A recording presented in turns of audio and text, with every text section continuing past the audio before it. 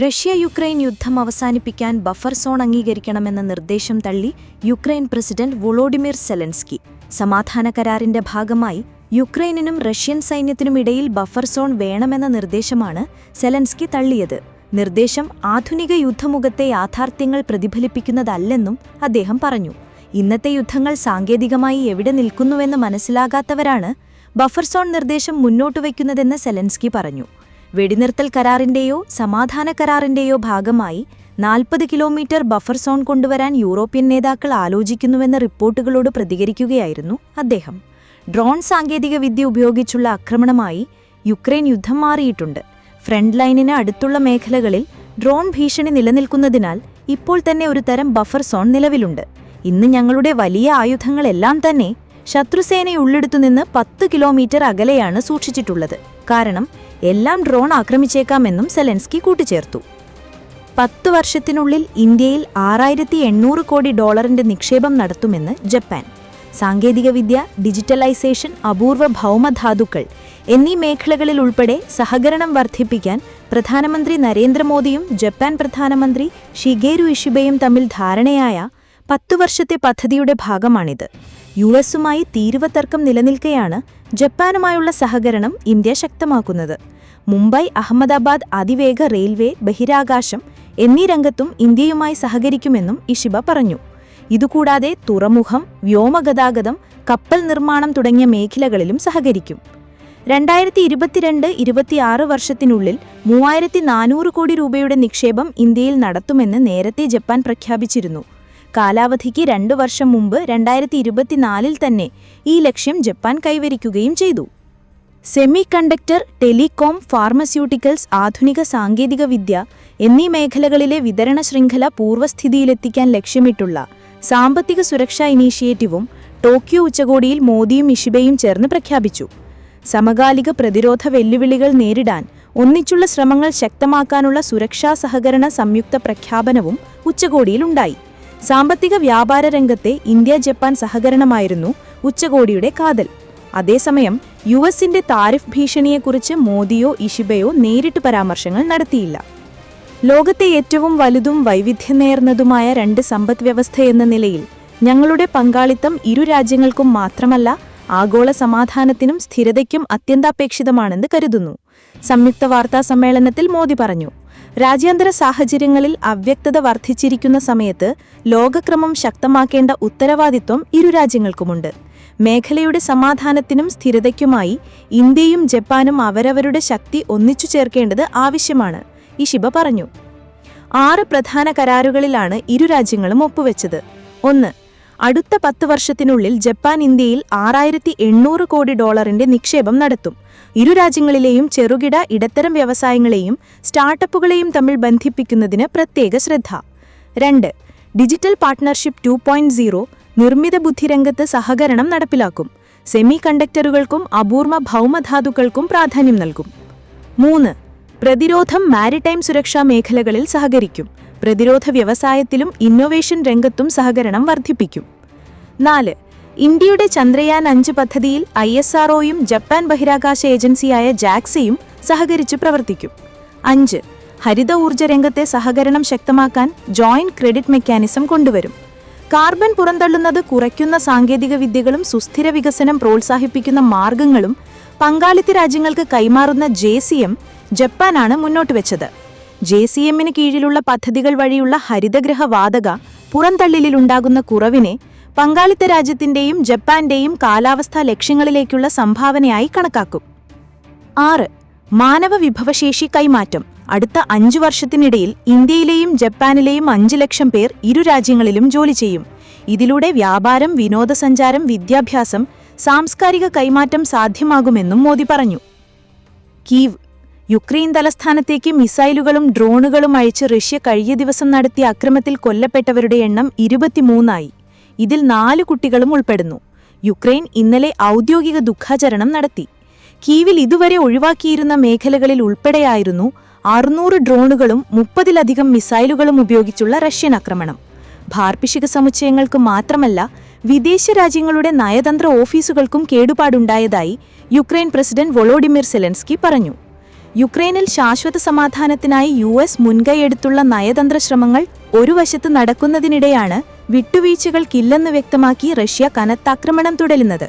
Russia ആക്രമണം തുടരുന്നതിൽ ഒട്ടും അത്ഭുതമില്ലെങ്കിലും US president Donald Trump വളരെ അസംതൃപ്തനാണെന്ന് വൈറ്റ് ഹൌസ് വ്യക്തമാക്കി. അപകടകരമായ യുദ്ധമേഖലയായി പ്രഖ്യാപിച്ച ഇസ്രായേൽ സൈനിക നടപടിയുടെ പ്രാഥമിക ഘട്ടത്തിലാണെന്നും സഹായ വിതരണത്തിനായി പകൽ വെടിനിർത്തുമെന്നും വ്യക്തമാക്കി. ഗാസ സിറ്റിയിൽ ഭക്ഷണക്ഷാമമാണെന്ന് കഴിഞ്ഞ ദിവസം UN ഏജൻസി പ്രഖ്യാപിച്ചിരുന്നു. രാത്രികാല ബോംബിംഗും ഷെല്ലാക്രമണവും ഇസ്രായേൽ ശക്തമായി തുടരുകയാണ്. 24 മണിക്കൂറിനിടെ 59 ഫലസ്തീനികൾ കൊല്ലപ്പെട്ടു. ഇതിൽ 23 പേരും ഭക്ഷണ കേന്ദ്രങ്ങളിലെ വെടിവയ്പിലാണ് കൊല്ലപ്പെട്ടത്. പട്ടിണി മൂലം 2 കുട്ടികളടക്കം 5 പേരും മരിച്ചു. ഇതോടെ പട്ടിണി മരണം 121 കുട്ടികളടക്കം 322ആയി. ഇതുവരെ ഗാസയിൽ ഇസ്രായേൽ അക്രമങ്ങളിൽ 63,025 ഫലസ്തീനികൾ കൊല്ലപ്പെട്ടു.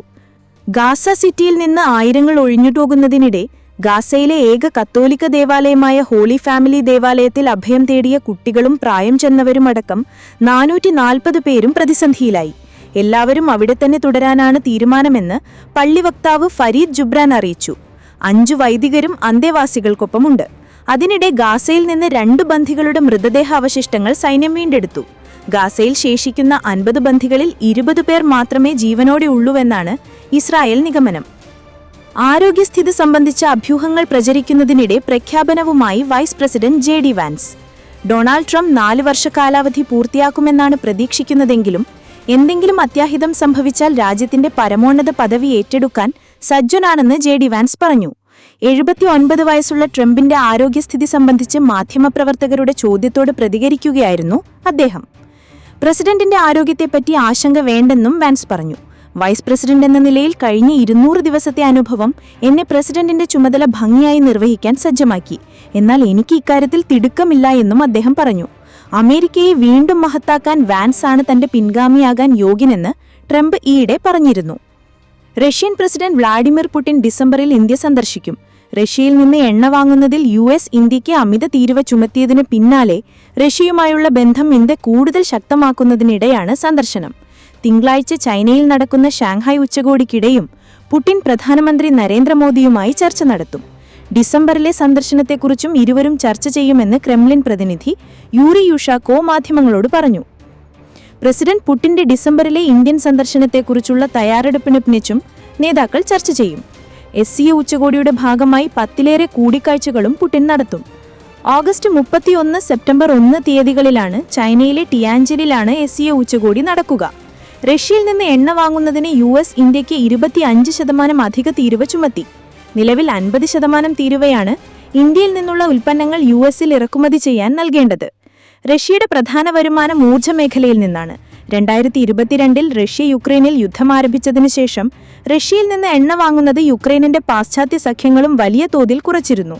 ഇതോടെ ഊർജ്ജരംഗത്തുണ്ടായ തിരിച്ചടി യൂറോപ്പിൽ നിന്നും ഇന്ത്യയും ചൈനയും അടക്കമുള്ള മാർക്കറ്റിൽ ശ്രദ്ധ കേന്ദ്രീകരിച്ചാണ് റഷ്യ മറികടന്നത്. തുടർന്ന് റഷ്യൻ എണ്ണ വാങ്ങരുതെന്ന് US ഇന്ത്യയോട് ആവശ്യപ്പെട്ടെങ്കിലും ഇന്ത്യ തയ്യാറായില്ല. വില കുറച്ച് എണ്ണ ലഭിക്കുന്നത് എവിടെ നിന്നായാലും വാങ്ങും എന്നാണ് ഇന്ത്യയുടെ നിലപാട്. മുൻ വൈസ് പ്രസിഡന്റ് കമല ഹാരിസിന്റെ സുരക്ഷ അമേരിക്കൻ പ്രസിഡന്റ് ഡൊണാൾഡ് ട്രംപ് പിൻവലിച്ചു. കമലയ്ക്ക് നൽകിയിരുന്ന സീക്രട്ട് സർവീസിന്റെ സുരക്ഷ പിൻവലിച്ചതായി വൈറ്റ് ഹൌസ് ഉദ്യോഗസ്ഥരെ ഉദ്ധരിച്ച് റോയിറ്റേഴ്സ് ആണ് റിപ്പോർട്ട് ചെയ്തത്. കഴിഞ്ഞ തവണ പ്രസിഡന്റ് തെരഞ്ഞെടുപ്പിൽ ട്രംപിന്റെ എതിരാളിയായിരുന്നു കമല. കമലയ്ക്ക് സുരക്ഷ നൽകുന്ന സീക്രട്ട് സർവീസ് ഏജന്റുമാരുടെ കാലാവധി മുൻ പ്രസിഡന്റ് ജോ ബൈഡൻ നീട്ടിയിരുന്നു. ഈ തീരുമാനമാണ് ട്രംപ് ഭരണകൂടം റദ്ദാക്കിയത്. വൈസ് പ്രസിഡന്റുമാർ പദവിയൊഴിഞ്ഞ ശേഷം 6 മാസത്തേക്ക് രഹസ്യാന്വേഷണ വിഭാഗത്തിന്റെ സുരക്ഷ ലഭിക്കാറുണ്ടെന്ന് റോയിറ്റേഴ്സിന്റെ റിപ്പോർട്ടിൽ പറയുന്നു. കമല ഹാരിസ് പദവി ഒഴിയുന്നതിനു മുൻപ് അന്നത്തെ പ്രസിഡന്റ് ജോ ബൈഡൻ സുരക്ഷാ കാലാവധി 2026 ജാനുവരി വരെയാണ് നീട്ടി നൽകിയത്. 2025 സെപ്റ്റംബർ 1 മുതൽ സുരക്ഷ അവസാനിപ്പിക്കുമെന്ന് വൈറ്റ് ഹൌസ് കമല ഹാരിസിനെ കത്തിലൂടെ അറിയിച്ചു. രഹസ്യാന്വേഷണ വിഭാഗത്തിന്റെ പ്രൊഫഷണലിസം, അർപ്പണബോധം എന്നിവയ്ക്ക് കമല നന്ദി പറഞ്ഞു. പുതിയ പുസ്തകമായ 107 ഡേയ്സ് പുറത്തിറങ്ങാനിരിക്കെയാണ് ഈ നീക്കം. കമല ഹാരിസിന്റെ പ്രസിഡന്റ് സ്ഥാനാർത്ഥിത്വത്തെക്കുറിച്ചുള്ള ഓർമ്മക്കുറിപ്പുകളാണ് ഈ പുസ്തകം. സെപ്റ്റംബർ 23 പുസ്തകം പുറത്തിറങ്ങും. ബൈഡൻ മത്സരത്തിൽ നിന്നും പിന്മാറിയപ്പോഴാണ് കമല ഹാരിസ് മത്സരിച്ചത്. തെരഞ്ഞെടുപ്പിൽ ട്രംപ് ഹാരിസിനെ പരാജയപ്പെടുത്തി. സുരക്ഷയ്ക്കായി ചുറ്റും നിൽക്കുന്ന ഉദ്യോഗസ്ഥരെ മാത്രമല്ല കമലയ്ക്ക് നഷ്ടമാകുന്നത്. സുരക്ഷാ ഭീഷണികൾ ദിവസേന അവലോകനം ചെയ്യുന്നതും നേരിട്ടുണ്ടായേക്കാവുന്ന അപകടങ്ങൾ കൈകാര്യം ചെയ്യുന്നതും ഇമെയിലുകൾ, സമൂഹമാധ്യമങ്ങൾ എന്നിവയിലെ ഭീഷണികൾ കൈകാര്യം ചെയ്യുന്നതും ഇതോടെ നിലയ്ക്കും. സുരക്ഷാ ഉദ്യോഗസ്ഥരുടെ നിരന്തര നിരീക്ഷണത്തിലായിരുന്ന ഹാരിസിന്റെ ലോസ് ഏഞ്ചൽസിലെ വീടിന് ഇനി മുതൽ സർക്കാർ സുരക്ഷ ലഭിക്കില്ല. സ്വകാര്യ ഏജൻസികളെ ആശ്രയിക്കേണ്ടിവരും. കണ്ണൂർ കണ്ണപുരം കീഴറയിൽ വാടക വീട്ടിൽ വൻ സ്ഫോടനം. ശരീരഭാഗങ്ങൾ ചിന്നിച്ചിതറി. പടക്ക നിർമ്മാണത്തിനിടെയാണ് സ്ഫോടനം നടന്നതെന്നാണ് സൂചന. വീട് തകർന്നു. സ്ഫോടനത്തിൽ സമീപത്തെ വീടുകൾക്കും കേടുപാടുണ്ടായി. പോലീസും ബോംബ് സ്ക്വാഡും സ്ഥലത്തെത്തി പരിശോധന ആരംഭിച്ചു. രാത്രി 2 മണിയോടെയാണ് സ്ഫോടനമുണ്ടായത്. വാടക വീടാണ് സ്ഫോടനത്തിൽ തകർന്നത്. 2 പേരാണ് വീട്ടിലുണ്ടായിരുന്നതെന്നാണ് നാട്ടുകാർ പറയുന്നത്. ഗോവിന്ദിന്റെ വീടാണ് തകർന്നത്. അനൂപ് എന്നയാളാണ് വീട് വാടകയ്ക്കെടുത്തത്. അനൂപിന് പടക്ക കച്ചവടമുണ്ടെന്ന് പറയപ്പെടുന്നു. രാത്രി 2 മണിക്കാണ് സ്ഫോടന ശബ്ദം കേട്ടതെന്ന് നാട്ടുവാസി പറഞ്ഞു. വീടിന് പുറകുവശത്ത് ഒരാളുടെ മൃതശരീരം കണ്ടു.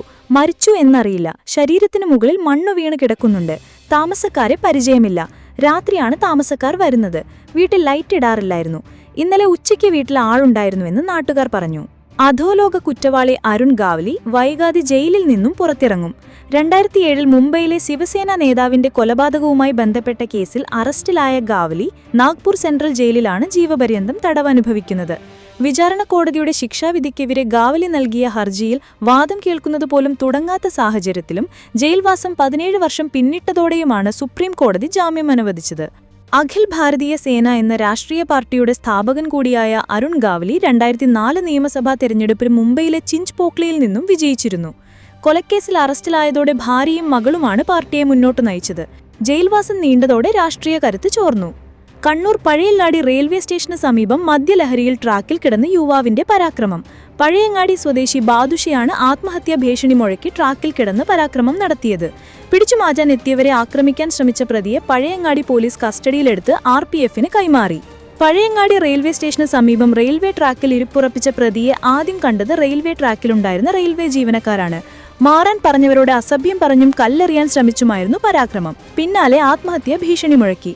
മദ്യലഹരിയിലായിരുന്ന ഇയാളെ പഴയങ്ങാടി പോലീസ് എത്തി പിടിച്ചുമാറ്റുകയായിരുന്നു. ഈ സമയത്തിനിടെ 3 ട്രെയിനുകളാണ് വൈകിയത്. ഒരു ഗുഡ്സ് ട്രെയിനും 2 പാസഞ്ചർ ട്രെയിനുകളും സ്റ്റേഷന് സമീപം പിടിച്ചിട്ടു. ഇയാൾക്ക് മാനസിക പ്രശ്നങ്ങൾ ഉള്ളതായി പോലീസ് പറഞ്ഞു. കണ്ണൂരിൽ നിന്നെത്തിയ RPF സംഘം പ്രതിയെ കസ്റ്റഡിയിൽ വാങ്ങി. ട്രെയിൻ തടഞ്ഞതടക്കമുള്ള വകുപ്പുകൾ ചുമത്തി കേസെടുത്തു. ധർമ്മസ്ഥല മകളെ കാണാതായെന്ന പരാതി പിൻവലിക്കാൻ തയ്യാറെന്ന് ധർമ്മസ്ഥല കേസിലെ പ്രധാന പരാതിക്കാരിയായ സുജാത ഭട്ട്. പ്രത്യേക അന്വേഷണ സംഘത്തിന്റെ ചോദ്യം ചെയ്യലിനിടെയാണ് സുജാത ഇക്കാര്യം അറിയിച്ചത്. തന്റെ മകൾ അനന്യ ഭട്ടിനെ ധർമ്മസ്ഥലയിൽ വെച്ച് കാണാതായെന്ന സുജാതയുടെ പരാതിയാണ് ധർമ്മസ്ഥലയിൽ 100ഓളം പെൺകുട്ടികളെയും സ്ത്രീകളെയും കൊന്നുകുഴിച്ചിട്ടു എന്ന ചിന്നയ്യയുടെ വെളിപ്പെടുത്തലിന് ബലമായത്. മെഡിക്കൽ വിദ്യാർത്ഥിനിയായിരുന്ന മകൾ അനന്യയെ ധർമ്മസ്ഥലയിൽ വെച്ച് 2003 കാണാതായിരുന്നുവെന്നായിരുന്നു സുജാതയുടെ പരാതി. ചോദ്യം ചെയ്യലിൽ സുജാത ഇടയ്ക്കിടെ മൊഴി മാറ്റുന്നുവെന്നും പ്രത്യേക അന്വേഷണ സംഘം പറഞ്ഞു. ആരോപണങ്ങളുടെ അടിസ്ഥാനത്തിൽ ധർമ്മസ്ഥലയിൽ തിരച്ചിൽ നടത്തിയെങ്കിലും മൃതദേഹ അവശിഷ്ടങ്ങൾ കണ്ടെത്താൻ കഴിയാത്തതോടെ ചിന്നയ്യയെ പോലീസ് അറസ്റ്റ് ചെയ്തിരുന്നു. ഇതിന് പിന്നാലെയാണ് സുജാതയെയും ചോദ്യം ചെയ്യാൻ കസ്റ്റഡിയിലെടുത്തത്. 2ാം ദിവസത്തെ ചോദ്യം ചെയ്യലിനിടെ തനിക്ക് അനന്യ എന്നൊരു മകളില്ലെന്നായിരുന്നു സുജാത പറഞ്ഞത്. എന്നാൽ വെള്ളിയാഴ്ചത്തെ ചോദ്യം ചെയ്യലിനിടെ അനന്യയുടെ തിരോധനത്തിന് പിന്നിലുള്ളവരെന്ന് കരുതുന്ന ചിലരുടെ പേരുകൾ ഇവർ അന്വേഷണ സംഘത്തോട് പറഞ്ഞു. ഇതേക്കുറിച്ചുള്ള വിവരങ്ങൾ അന്വേഷണ സംഘം പുറത്തുവിട്ടിട്ടില്ല. ഇന്ത്യയിൽ നിന്നുള്ള ഉൽപ്പന്നങ്ങൾക്കുമേൽ ഇരട്ട തീരുവ ചുമത്താൻ US പ്രസിഡന്റ് ഡൊണാൾഡ് ട്രംപ് തീരുമാനിച്ചത് വ്യക്തിപരമായ നീരസം കാരണമാണെന്ന് രാജ്യാന്തര ധനകാര്യ സ്ഥാപനമായ ജെഫറീസ്.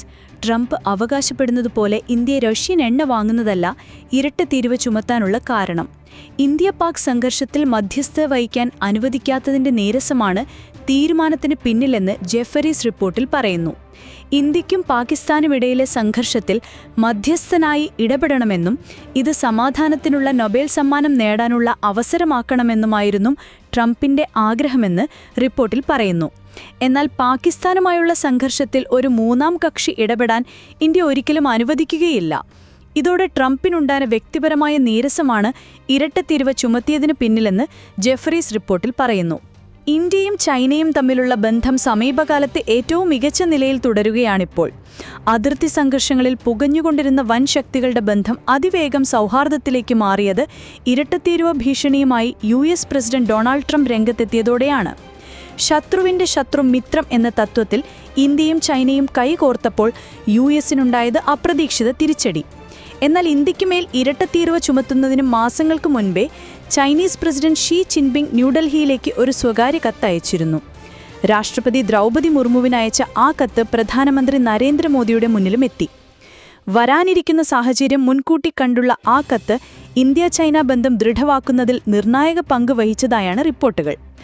ടാരിഫ് വിഷയത്തിൽ ചൈന-US ബന്ധം വഷളായിരുന്ന മാർച്ച് അവസാനമാണ് കത്തയച്ചതെന്ന് ബ്ലൂംബെർഗിന്റെ റിപ്പോർട്ടിൽ പറയുന്നു. ഇന്ത്യ US-ഉമായി ഉണ്ടാക്കുന്ന ഏത് തരം വ്യാപാര കരാറുകളും തങ്ങൾക്ക് പ്രതിസന്ധി ഉണ്ടാക്കുമെന്ന കാര്യമത്രേ ചൈന അറിയിച്ചത്. ഇരു രാജ്യങ്ങളും ഒരുമിച്ച് നിൽക്കേണ്ടതിൻ്റെയും ആശയവിനിമയം, പരസ്പര സഹകരണം എന്നിവയെല്ലാം മെച്ചപ്പെടുത്തേണ്ടതിൻ്റെയും ആവശ്യം ചൈനീസ് പ്രസിഡന്റിന്റെ കത്തിൽ സൂചിപ്പിച്ചിരുന്നതായി ഇന്ത്യയിലെ ചൈനയുടെ സ്ഥാനപതി ഷു ഫെയ്ഹോങ് ഏപ്രിൽ 1 സമൂഹമാധ്യമങ്ങളിൽ കുറിച്ചിരുന്നു. രാഷ്ട്രപതിക്ക് ലഭിച്ച കത്തിന്റെ വിശദാംശങ്ങൾ പ്രധാനമന്ത്രി നരേന്ദ്രമോദി മുന്നിലുമെത്തി. പിന്നീട് ജൂണിൽ ട്രംപിന്റെ താരിഫ് ഭീഷണിക്കും ഇന്ത്യ-പാക് സംഘർഷം അവസാനിപ്പിച്ചത് താനാണെന്ന അവകാശവാദത്തിനുമിടയിൽ ചൈനയുമായി വളരെ വേഗം അടുക്കാൻ ഷീ ജിൻപിങ്ങിന്റെ സ്വകാര്യ കത്ത് നിർണായകമായെന്ന് ബ്ലൂംബെർഗിന്റെ റിപ്പോർട്ടിൽ പറയുന്നു. ഭൗമരാഷ്ട്രീയത്തിൽ ഇന്ത്യയുടെയും ചൈനയുടെയും പ്രതീകമാണ് ആനയും വ്യാളിയും. സംഘർഷഘട്ടത്തിലും സമാധാനഘട്ടത്തിലുമെല്ലാം ആനയും വ്യാളിയും രംഗത്തെത്തും. ആനയും വ്യാളിയും ഒരുമിച്ച് നൃത്തം വയ്ക്കുകയെന്നതാണ് മുന്നിലുള്ള ഒരേയൊരു ശരിയായ വഴിയെന്ന് ഷീ ജിൻപിങ് പറഞ്ഞത് ഏപ്രിൽ 1 ചൈനയ്ക്കുമേൽ US ഇരട്ടത്തീരുവ ചുമത്തിയപ്പോഴും ഈ വാക്കുകൾ ആവർത്തിക്കപ്പെട്ടു. ഒടുവിൽ റഷ്യയിൽ നിന്ന് എണ്ണ വാങ്ങുന്നുവെന്ന കുറ്റം ചുമത്തി ട്രംപ് ഇരട്ടത്തീരുവ ചുമത്തിയതിനു പിന്നാലെ ചൈന നീട്ടിയ സൗഹൃദ സന്ദേശം ഇന്ത്യ സ്വീകരിച്ചതാണ്. വർഷങ്ങൾക്ക് ശേഷം ഇന്ത്യയ്ക്കും ചൈനയ്ക്കുമിടയിൽ നേരിട്ടുള്ള വിമാന സർവീസുകൾ പുനരാരംഭിക്കാനാണ് ഒരുങ്ങുന്നത്. ഇന്ത്യയിലേക്കുള്ള വളത്തിൻ്റെയും കൂറ്റൻ യന്ത്രങ്ങളുടെയും ഇറക്കുമതിയും ചൈന ഉടൻ തുടങ്ങും. സംഘർഷത്തെ തുടർന്നു വർഷങ്ങളായി നിർത്തിവെച്ച വിസ നടപടികൾ ഇരുഭാഗവും ലഘൂകരിച്ചു. അതിർത്തി സംഘർഷങ്ങളിലും നയതന്ത്ര ചർച്ചകളിലൂടെ മുന്നേറാനാണ് തീരുമാനം. 7 വർഷത്തെ ഇടവേളയ്ക്ക് ശേഷം പ്രധാനമന്ത്രി മോദി ചൈന സന്ദർശിക്കാനും ഒരുങ്ങുന്നു. ഷാങ്ഹായ് സഹകരണ സംഘടന ഉച്ചകോടിയുടെ ഭാഗമായി ഓഗസ്റ്റ് 31, സെപ്റ്റംബർ 1 തീയതികളിലാണ് ചൈന സന്ദർശനം. ചൈനീസ് പ്രധാനമന്ത്രി ഷീ ജിൻപിങ്ങുമായി കൂടിക്കാഴ്ച നടത്തും. റഷ്യൻ പ്രസിഡന്റ് വ്ളാഡിമിർ പുടിനുമായും മോദി ചർച്ച നടത്തുന്നുണ്ട്. ഇസ്രായേൽ ആക്രമണത്തിൽ യമൻ പ്രധാനമന്ത്രി അഹമ്മദ് അൽ റഹാവി കൊല്ലപ്പെട്ടതായി യമനി മാധ്യമങ്ങൾ. യമനിന്റെ തലസ്ഥാനമായ സനയിൽ ഇസ്രായേൽ നടത്തിയ വ്യോമാക്രമണത്തിലാണ് ഹൂത്തികൾ നേതൃത്വം നൽകുന്ന സർക്കാരിന്റെ പ്രധാനമന്ത്രി കൊല്ലപ്പെട്ടത്. യമനി മാധ്യമങ്ങളെ ഉദ്ധരിച്ച് ഇസ്രായേൽ മാധ്യമങ്ങളും ഇക്കാര്യം റിപ്പോർട്ട് ചെയ്തു. റഹാവിയോടൊപ്പം നിരവധി നേതാക്കളും കൊല്ലപ്പെട്ടതായി സൂചന. റഹാവി താമസിച്ചിരുന്ന അപ്പാർട്ട്മെന്റിലാണ് ആക്രമണം നടന്നത്. ഇസ്രായേൽ സർക്കാർ ഇക്കാര്യത്തിൽ ഔദ്യോഗിക പ്രതികരണം നടത്തിയിട്ടില്ല. ആഭ്യന്തര യുദ്ധത്തെ തുടർന്ന് സന ഉൾപ്പെടെയുള്ള വടക്കൻ മേഖലയുടെ ഭരണം ഹൂത്തികൾക്കാണ്. രാജ്യാന്തര പിന്തുണയോടെ തെക്കൻ പ്രദേശം ഭരിക്കുന്നത് പ്രസിഡന്റ് റഷാദ് അലിമയാണ്. ഹൂത്തികളെ പിന്തുണയ്ക്കുന്നത് ഹമാസും ഹിസ്ബുള്ളയും ഇറാനുമാണ്. 2 ആഴ്ചയ്ക്കിടെ നിരവധി ആക്രമണങ്ങൾ ഇസ്രായേൽ യമൻ തലസ്ഥാനത്ത് നടത്തിയിരുന്നു. 10 ഹൂത്തി മന്ത്രിമാരെ ഇസ്രായേൽ ലക്ഷ്യമിട്ടിരുന്നുവെന്ന് ഇസ്രായേൽ മാധ്യമങ്ങൾ റിപ്പോർട്ട് ചെയ്തു. കംബോഡിയൻ നേതാവുമായുള്ള ഫോൺ സംഭാഷണത്തിലെ പരാമർശങ്ങളുടെ പേരിൽ തായ്ലാന്റ് പ്രധാനമന്ത്രി പേട്ടുങ് തങ് ഷിനവതയെ ഭരണഘടനാ കോടതി പുറത്താക്കി. പേട്ടുങ് തങ് ധാർമ്മികത ലംഘിച്ചു എന്ന് കോടതി വിലയിരുത്തി. പ്രധാനമന്ത്രിയുടെ പ്രവർത്തനങ്ങൾ രാജ്യത്തിന്റെ അഭിമാനം സംരക്ഷിച്ചില്ല. രാജ്യത്തേക്കാൾ സ്വന്തം താൽപ്പര്യങ്ങൾക്കാണ് അവർ പ്രാധാന്യം നൽകിയതെന്ന് കോടതി വിധിയിൽ പറഞ്ഞു. ഭരണഘടനാ കോടതിയിലെ 9 ജഡ്ജിമാരിൽ 6 പേർ പേട്ടുങ് താങ്ങിനെതിരെ വോട്ട് ചെയ്തു. കോടതി വിധി അംഗീകരിക്കുന്നതായി പേട്ടുങ് താങ് വാർത്താ സമ്മേളനത്തിൽ പറഞ്ഞു. പ്രധാനമന്ത്രിയെ നേരത്തെ ഭരണഘടനാ കോടതി സസ്പെൻഡ് ചെയ്തിരുന്നു. പേട്ടുങ് താങ് അവകാശ ലംഘനം നടത്തിയെന്ന പരാതിയിൽ ദേശീയ അഴിമതി വിരുദ്ധ കമ്മീഷനും അന്വേഷണം നടത്തിയ റിപ്പോർട്ട് സമർപ്പിച്ചിരുന്നു. ജൂൺ 15 പേട്ടുങ് താങ് നടത്തിയ ഫോൺ സംഭാഷണത്തിൽ കംബോഡിയൻ സെനറ്റ് പ്രസിഡന്റും മുതിർന്ന നേതാവുമായ ഹൂൻ സയേനെ അങ്കിൾ എന്ന് വിളിച്ച് പ്രീണിപ്പിക്കാൻ ശ്രമിച്ചതും തായ് സൈനിക ജനറലിനെ പറ്റി മതിപ്പില്ലാതെ സംസാരിച്ചതുമാണ് വിവാദമായത്. സംഭാഷണത്തിന്റെ ഓഡിയോ ഹൂൻ സായൻ പുറത്തുവിട്ടതോടെയാണ് സൈന്യത്തെ അപമാനിച്ചു എന്ന പേരിൽ തായ്ലാന്റിൽ പ്രതിഷേധമുയർന്നത്. 28 കംബോഡിയ തായ് അതിർത്തി സംഘർഷത്തിൽ ഒരു കംബോഡിയൻ സൈനികൻ കൊല്ലപ്പെട്ടിരുന്നു. പ്രശ്നം തീർക്കാനായി പേട്ടുങ് താങ് നടത്തിയ നയതന്ത്രമാണ് പാളിയത്. സൈന്യത്തെ അപമാനിച്ചു എന്നാരോപിച്ച് പ്രധാന ഘടകകക്ഷി മന്ത്രിസഭ വിട്ടതോടെ കൂട്ടുകക്ഷി സർക്കാരിന്റെ ഭാവിയും തുലാസിലായി. തായ്ലാന്റിന്റെ ഏറ്റവും പ്രായം കുറഞ്ഞ പ്രധാനമന്ത്രിയായി കഴിഞ്ഞ വർഷം സ്ഥാനമേറ്റ പേട്ടുങ് താങ് മുൻ പ്രധാനമന്ത്രി തക്ഷിൻ ഷിനവത്രയുടെ മകളാണ്. വ്യക്തിപരമായി പ്രയോജനം ചെയ്യുന്നതൊന്നും ഫോൺ സംഭാഷണത്തിൽ ആവശ്യപ്പെട്ടില്ലെന്നും സമാധാനം നിലനിർത്താനുള്ള നയതന്ത്ര സംഭാഷണമാണ് നടത്തിയതെന്നും പേട്ടുങ് താങ് ഷിനവത്ര വാർത്താ സമ്മേളനത്തിൽ പറഞ്ഞു. 2024 ഓഗസ്റ്റിലാണ് പേട്ടുങ് താങ് പ്രധാനമന്ത്രി പദവിയിലെത്തിയത്. ബി.ജെ.പി. നേതാവ് സി. കൃഷ്ണകുമാറിനെതിരെ കൂടുതൽ ആരോപണങ്ങളുമായി കോൺഗ്രസ് നേതാവ് സന്ദീപ് വാര്യർ. കൃഷ്ണകുമാർ 5 തിരഞ്ഞെടുപ്പുകളിൽ മത്സരിച്ചത് സത്യവാങ്മൂലത്തിൽ കള്ളം പറഞ്ഞാണെന്ന് സന്ദീപ് വാര്യർ ആരോപിച്ചു. രാജ്യത്ത് നിലനിൽക്കുന്ന നിയമങ്ങളുടെ ലംഘനമാണിത്. വ്യാജ സത്യവാങ്മൂലം നൽകൽ 6 മാസത്തെ തടവുശിക്ഷ ലഭിക്കാവുന്ന ക്രിമിനൽ കുറ്റമാണ്. തെരഞ്ഞെടുപ്പിൽ മത്സരിക്കുന്നതിന് വിലക്ക് ലഭിക്കാവുന്ന കുറ്റമാണ്. 5 തവണ വ്യാജ സത്യവാങ്മൂലം നൽകിയതിലൂടെ ചുരുങ്ങിയത് 3 വർഷമെങ്കിലും ജയിലിൽ കിടക്കേണ്ട കുറ്റമാണ് കൃഷ്ണകുമാർ ചെയ്തിരിക്കുന്നതെന്നും സന്ദീപ് വാര്യർ വാർത്താസമ്മേളനത്തിൽ പറഞ്ഞു. കഴിഞ്ഞ ലോക്സഭാ തെരഞ്ഞെടുപ്പിൽ മത്സരിക്കുമ്പോൾ നൽകിയ സത്യവാങ്മൂലത്തിൽ GSTയുമായി ബന്ധപ്പെട്ട ഒരു കുടിശ്ശികയുമില്ല എന്നാണ് സി. കൃഷ്ണകുമാർ പറഞ്ഞിരിക്കുന്നത്. കമ്പനികളുമായി കരാറില്ലെന്നും ബന്ധമില്ലെന്നും പറഞ്ഞു. എന്നാൽ കൃഷ്ണകുമാറിന്റെ കമ്പനിക്ക് 2018 മുതൽ 2021 വരെയുള്ള GST കുടിശ്ശിക അടയ്ക്കാൻ കാണിച്ച് GST ഭവൻ നോട്ടീസ് നൽകിയിട്ടുണ്ടെന്ന് പറഞ്ഞ സന്ദീപ് വാര്യർ ഇതിന്റെ രേഖകൾ വാർത്താസമ്മേളനത്തിൽ പ്രദർശിപ്പിച്ചു. കൃഷ്ണകുമാറിന്റെ കമ്പനിയിൽ പാർട്ട്ണർമാരുമായി പ്രശ്നമുണ്ടായപ്പോൾ രജിസ്ട്രേഷൻ ഇൻസ്പെക്ടർ ജനറലിന് നൽകിയ കത്തിൽ കമ്പനിയുടെ 3 പാർട്ട്ണർമാരിൽ ഒരാൾ കൃഷ്ണകുമാറാണെന്ന് വ്യക്തമാക്കുന്നുണ്ട്. എന്നാൽ ഇക്കാലയളവിൽ നടന്ന തെരഞ്ഞെടുപ്പുകളിൽ ഇക്കാര്യങ്ങളെല്ലാം മറച്ചുവെച്ചുവെന്നും അദ്ദേഹം ആരോപിച്ചു. താൻ ആരോപിക്കുന്ന കാര്യം കഴിഞ്ഞ തെരഞ്ഞെടുപ്പ് കാലത്ത് പരാതിയായി വന്നിരുന്നോവെന്ന് തെരഞ്ഞെടുപ്പ് കമ്മീഷൻ വ്യക്തമാക്കണം. പരാതി വന്നിരുന്നെങ്കിൽ ഹിയറിംഗിന് വിളിച്ചിരുന്നോ? ഹിയറിംഗിന് വിളിക്കാതെ പരാതി അട്ടിമറിക്കുകയായിരുന്നു തെരഞ്ഞെടുപ്പ് കമ്മീഷൻ ചെയ്തത്. ഇക്കാര്യങ്ങൾ കമ്മീഷന് മുൻപാകെ ഉന്നയിക്കുകയാണ്. കൃഷ്ണകുമാറിന്റെ സ്ഥാനാർത്ഥിത്വം നഷ്ടപ്പെടുന്ന ഘട്ടത്തിൽ അത് സംരക്ഷിച്ചു കൊടുത്തുകൊണ്ടുള്ള വോട്ട് ചോരിയാണ് പാലക്കാട്ട് നടന്നിട്ടുള്ളത്. ഇക്കാര്യത്തിൽ കോടതിയിൽ നിയമ നടപടികളുമായി മുന്നോട്ടു പോകുമെന്നും സന്ദീപ് വാര്യർ പറഞ്ഞു. MDMAയുമായി 2 സഹോദരനടക്കം 3 പേർ പിടിയിൽ.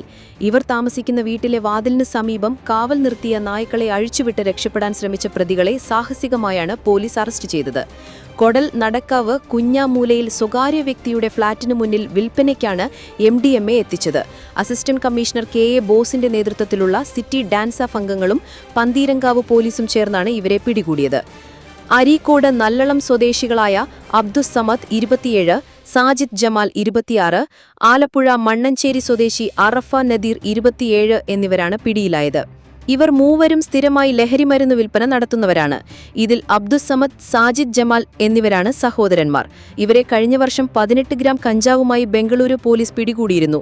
അന്നിവർ ജയിൽ ശിക്ഷ അനുഭവിച്ചിരുന്നു. അറഫ നദീറും കഞ്ചാവ് കേസിൽ ജയിൽ ശിക്ഷ അനുഭവിച്ചയാളാണ്.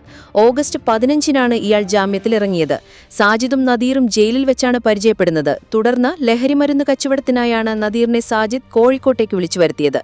നദീറിന് ജാമ്യത്തിലിറങ്ങാൻ ആവശ്യമായ സാമ്പത്തിക സഹായം നൽകിയതും സാജിദായിരുന്നു. ഇവർ പല തവണകളായി വൻതോതിൽ MDMA ബംഗളൂരുവിൽ നിന്ന് കോഴിക്കോട്ടെത്തിച്ച് വിൽപ്പന നടത്തിയിട്ടുണ്ട്. പ്രധാനമായും വിദ്യാർത്ഥികളെയും യുവാക്കളെയും ലക്ഷ്യം വെച്ചാണ് ഇവർ കച്ചവടം നടത്തിവരുന്നത്. 20 വയസ്സിൽ താഴെയുള്ള കൗമാരപ്രായക്കാരെയാണ് ഇവർ സഹായത്തിനായി കൂടെ കൊണ്ടു നടക്കാറുള്ളത്. ഉപയോഗിക്കാനുള്ള ലഹരിമരുന്നാണ് പ്രതിഫലമായി കൊടുക്കുന്നത്. നഗരത്തിന്റെ വിവിധ ഭാഗങ്ങളിലായി അധികം ആരും ശ്രദ്ധിക്കാത്ത സ്ഥലങ്ങളിൽ ഫ്ളാറ്റ്, വാടക വീട് എന്നിവയെടുത്താണ് ലഹരി കച്ചവടം നടത്തിവന്നത്. സംശയം തോന്നാതിരിക്കാൻ ഇവർ സ്ഥിരമായി ഒരിടത്ത് ദീർഘനാൾ താമസിക്കാറില്ല. ഓരോ സ്ഥലത്തേക്കും പുതിയ താമസക്കാരായി എത്തുമ്പോൾ ഇവരുടെ കൂടെ ഓരോ യുവതികളും ഉണ്ടാവാറുണ്ട്. യാത്ര ചെയ്യാൻ ഉപയോഗിക്കുന്ന വാഹനങ്ങൾ വാടകയ്ക്കും പണയത്തിനും എടുക്കുന്ന വില കൂടിയ ആഡംബര കാറുകളാണ്. നഗരത്തിലെ പ്രധാന മാളുകൾ, ടർഫുകൾ എന്നിവ കേന്ദ്രീകരിച്ച് ആഡംബര കാറുകളിലെത്തിയാണ് പ്രധാനമായും കച്ചവടം നടത്തിവരുന്നത്. പലതരത്തിലുള്ള ബിസിനസ്സുകളുടെ പേരുകൾ പറഞ്ഞാണ് ഇവർ ഫ്ളാറ്റുകളും വാടക വീടുകളും എടുത്തുവന്നത്. മുൻപ് പലതവണ തലനാരിഴയ്ക്കാണ് ഇവർ ഡാൻസാഫിന്റെ കയ്യിൽ നിന്നും വഴുതിപ്പോയത്. തുടർന്ന് പഴുത്തുകളടച്ച ആസൂത്രിതമായ നീക്കത്തിലൂടെയാണ് സഹോദരന്മാരടക്കം 3 പേരെയും ഒരുമിച്ചൊരു സ്ഥലത്ത് പിടികൂടാൻ പോലീസിന് സാധിച്ചത്. സിറ്റി ഡാൻസാഫിലെ sub inspector Manoj Edayedath, SCPO Akhilesh, Latheesh, Sarunkumar, Shinoj, Thoufeeq, Athul, Abhijith, Dinesh എന്നിവരും പന്തീരങ്കാവ് പോലീസിലെ അംഗങ്ങളുമായിരുന്നു അന്വേഷണ സംഘത്തിൽ. തിരുവനന്തപുരം ജനറൽ ആശുപത്രിയിൽ ശസ്ത്രക്രിയയ്ക്ക് തുടർന്ന് യുവതിയുടെ നെഞ്ചിൽ ഗൈഡ് വയർ കുടുങ്ങിയ സംഭവത്തിൽ ഡോക്ടർ രാജീവ് കുമാറിനെതിരെ കേസെടുത്തു. IPC 336, 338 വകുപ്പുകൾ ചുമത്തിയാണ് കണ്ടോൺമെന്റ് പോലീസ് കേസെടുത്തത്. ഡോക്ടർ രാജീവ് കുമാർ മാത്രമാണ് കേസിൽ പ്രതി. ഡോക്ടർക്കെതിരെ നിയമ നടപടി ആവശ്യപ്പെട്ട് യുവതി ഇന്ന് പോലീസിൽ പരാതി നൽകിയിരുന്നു. പിന്നാലെയാണ് കേസ് രജിസ്റ്റർ ചെയ്തത്. പണം നൽകിയെന്നാരോപിച്ച് യുവതിയുടെ ബന്ധുവും ഡോക്ടർ രാജീവ് കുമാറിനെതിരെ പരാതി നൽകിയിരുന്നു. ശസ്ത്രക്രിയ പെട്ടെന്ന് നടത്താൻ ഡോക്ടർക്ക് ഗൂഗിൾ പേ വഴിയാണ് പണം നൽകിയത്. മറ്റൊരു ഡോക്ടർ പറഞ്ഞിട്ടാണ് സർജനെ കണ്ടതെന്നും ബന്ധു പറഞ്ഞു. പ്രശ്നം ആരോഗ്യവകുപ്പ് നിസ്സാരമായി കാണുന്നു. വകുപ്പിൽ നിന്ന് ആരും ഇതുവരെ ബന്ധപ്പെട്ടിട്ടില്ല. തെളിവ് പുറത്തുവന്നിട്ടും നടപടിയില്ല. നീതി ലഭിക്കുന്നതുവരെ പോരാടുമെന്നും യുവതിയുടെ കുടുംബം പറഞ്ഞു. ആരോഗ്യ ഡയറക്ടറെയും കുടുംബം കണ്ടു. അതിനിടെ വിഷയത്തിൽ കുറ്റക്കാർക്കെതിരെ കർശന നടപടി സ്വീകരിക്കുമെന്ന് ആരോഗ്യമന്ത്രി വീണ ജോർജ് പറഞ്ഞു. വിദഗ്ധ സമിതി റിപ്പോർട്ട് കിട്ടിയിട്ടില്ലെന്നും മന്ത്രി അറിയിച്ചു. ലോഡ് ഇറക്കുന്നതിനിടയിലുണ്ടായ അപകടത്തിൽ ഇതര സംസ്ഥാന തൊഴിലാളിക്ക് ദാരുണാന്ത്യം. അസം സ്വദേശിയായ അനിൽ പട്നായക് 34 വയസ്സുമാണ് മരിച്ചത്. കളമശ്ശേരി പൂജാരി വളവിന് സമീപമുള്ള ഗ്ലാസ് ഫാക്ടറിയിൽ ചെന്നൈയിൽ നിന്നെത്തിച്ച ലോഡ് ഇറക്കുന്നതിനിടെ വെള്ളിയാഴ്ച പുലർച്ചെയായിരുന്നു അപകടം. 7 പേരാണ് ലോഡ് ഇറക്കാനുണ്ടായിരുന്നത്. അവസാനത്തെ കെട്ട് പൊട്ടിക്കുന്ന സമയത്ത് ഇതിലുണ്ടായിരുന്ന 18 ഗ്ലാസുകളും അനിലിന്റെ ദേഹത്തേക്ക് വീഴുകയായിരുന്നു. ഭാരവും വലിപ്പവുമേറിയതായിരുന്നു ഗ്ലാസ്. ലോറിയുടെ കൈവരിക്കും ഗ്ലാസിനുമിടയിൽപ്പെട്ട് അനിൽ ഞെരിഞ്ഞമർന്നു. കൂടെയുള്ളവർ ഗ്ലാസുകൾ മാറ്റി അനിലിനെ പുറത്തെടുക്കാൻ ശ്രമിച്ചെങ്കിലും സാധിച്ചില്ല. തുടർന്ന് ഫയർഫോഴ്സിനെ വിളിച്ചുവരുത്തി ചില്ലുകൾ പൊട്ടിച്ചാണ് അനിലിനെ പുറത്തെടുത്തത്. ഉടൻ തന്നെ കളമശ്ശേരി മെഡിക്കൽ കോളേജ് ആശുപത്രിയിൽ എത്തിച്ചെങ്കിലും മരിച്ചു. ബീഹാറിലെ വോട്ടർ പട്ടികയിൽ വോട്ടർമാരുടെ തിരിച്ചറിയൽ രേഖകളിൽ പൊരുത്തക്കേടുകൾ കണ്ടെത്തിയതിനെ തുടർന്ന് 3 ലക്ഷം പേർക്ക് നോട്ടീസ് അയച്ചു തെരഞ്ഞെടുപ്പ് കമ്മീഷൻ. സ്പെഷ്യൽ ഇന്റൻസീവ് റിവ്യൂ സമയത്താണ് ക്രമക്കേടുകൾ ശ്രദ്ധയിൽപ്പെട്ടത്. ബംഗ്ലാദേശ്, നേപ്പാൾ, മ്യാൻമർ, അഫ്ഗാനിസ്ഥാൻ എന്നിവിടങ്ങളിൽ നിന്നുള്ള ചിലരും ഇന്ത്യൻ വോട്ടർ തിരിച്ചറിയൽ കാർഡുകൾ കൈവശം വച്ചിരിക്കുന്നതായി തിരഞ്ഞെടുപ്പ് കമ്മീഷൻ വൃത്തങ്ങളെ ഉദ്ധരിച്ച് ദേശീയ മാധ്യമങ്ങൾ റിപ്പോർട്ട് ചെയ്തു. ബീഹാറിൽ SIR-നായി വീടുതോറുമുള്ള സന്ദർശന വേളയിൽ നേപ്പാൾ, ബംഗ്ലാദേശ്, മ്യാൻമർ, അഫ്ഗാനിസ്ഥാൻ എന്നിവിടങ്ങളിൽ നിന്നുള്ള ധാരാളം ആളുകളെ BLOമാർ കണ്ടെത്തിയിട്ടുണ്ട്. ആധാർ, റേഷൻ കാർഡ് ഉൾപ്പെടെ എല്ലാ രേഖകളും ഈ വ്യക്തികൾക്ക് ഉണ്ടായിരുന്നു. ഇതിനു പിന്നാലെ പ്രാദേശിക തലത്തിൽ അന്വേഷണങ്ങൾ നടത്തി. ശേഷമാണ് നോട്ടീസ് അയച്ചതെന്നാണ് റിപ്പോർട്ട്.